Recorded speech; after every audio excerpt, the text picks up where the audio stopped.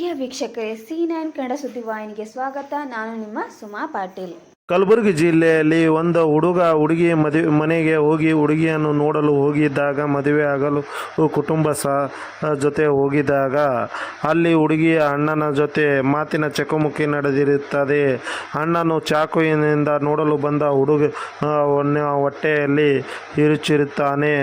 ಚಿಕಿತ್ಸೆ ಫಲಕಾರ ಆಗದೆ ಹುಡುಗನು ಮೃತಪಟ್ಟಿರುತ್ತಾನೆ.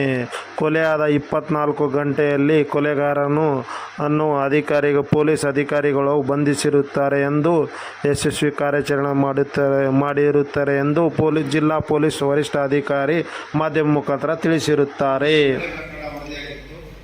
ಆ ಕೊಲೆಯ ಪ್ರಕರಣದಲ್ಲಿ 24 ಗಂಟೆ ಒಳಗಡೆ 6 ಜನ ಆರೋಪಿಗಳನ್ನು ಬಂಧಿಸಿದ್ದು ಎಸಿಪಿ ಸಫರ್ಮನ್ ರಾಜಣ್ಣ, ಇನ್ಸ್ಪೆಕ್ಟರ್ ಶೆಟ್ಟಿ ಸುಶೀಲ್ ಮತ್ತು ಎಲ್ಲ ಅಧಿಕಾರಿ ಸಿಬ್ಬಂದಿಗಳನ್ನು ಇಲ್ಲಿವರೆಗೆ ಒಟ್ಟು 6 ಜನ ಆರೋಪಿಗಳನ್ನು ಬಂಧಿಸಲಾಗಿದೆ.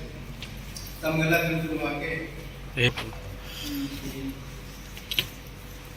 ಘಟನೆಗೆ ಮೂಲ ಕಾರಣ ಅಂತಂದರೆ ಯಾರು ಮೃತ ಸುಮಿತ್ ಅವರ ಅಣ್ಣ ಸಚಿನ್ ಅವನು ಈ ಆರೋಪಿಗಳ ಕುಟುಂಬದ ಪ್ರೀತಿಯ ವಿಚಾರ ನಡೀತಾ ಇತ್ತು.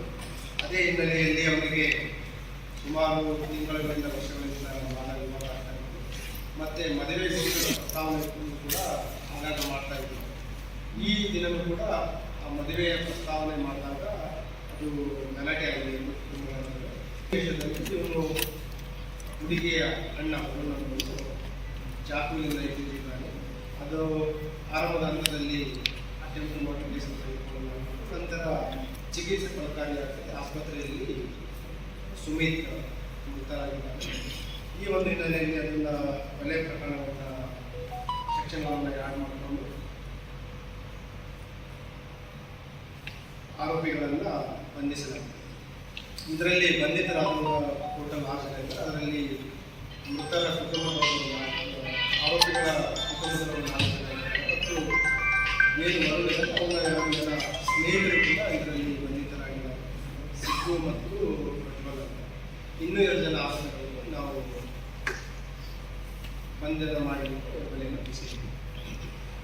ಈ ಆರೋಪಿಗಳ ಹಿನ್ನೆಲೆಯನ್ನು ತಾವು ನೋಡಿದರೆ ಇವರು ಏನು ಆರೋಪಿಗಳನ್ನು